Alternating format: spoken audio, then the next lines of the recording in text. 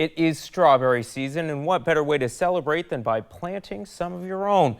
Our KEZI 9 News anchor Chelsea Deffenbacher gives us some tips on how to have a successful crop this year in this week's edition of In the Garden, sponsored by Johnson Brothers Garden Market. I'm here with Caleb Johnson out at Johnson Brothers Garden Market, and today we're going to be talking about strawberries. So can you talk about what you've got here today?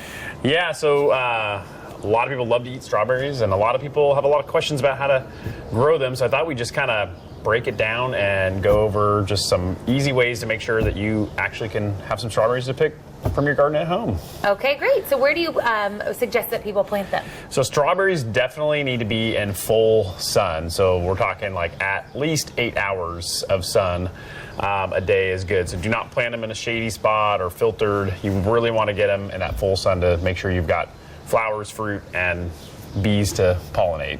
And when you see them planted, you often see them in a mound. So can you talk about what that would create? Yeah, so when you plant them in a mound, you're getting the ability to add some really nice rich soil, which is really good for strawberries.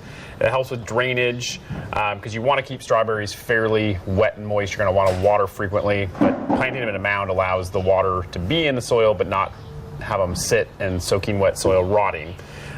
So that's really one of the main reasons to plant them in a mound. Also, as the strawberries kind of grow and hang down, they're not sitting necessarily in the ground, in the mud, in the wet dirt when they're planted up in a mound. So you can a lot of times get a little bit better harvest off of them as well. Are there any special fertilizers that you recommend?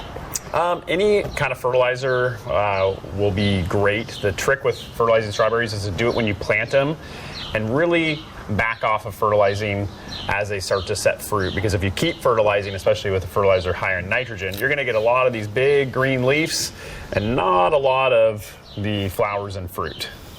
Okay, and then I noticed these runners here. Can you tell me what these are? Yeah, there's a lot of questions about the runners on strawberries, and really you want to clip those off because that takes a lot of energy away from the plant, and those little runners can become new strawberry plants, and they will just root into the ground if you let them, but you want to clip them off your main strawberry plants. That way that strawberry can actually focus on putting fruit on instead of all of its energy into running away from the plant. So runners, clip them off, and that is going to get you more fruit as well.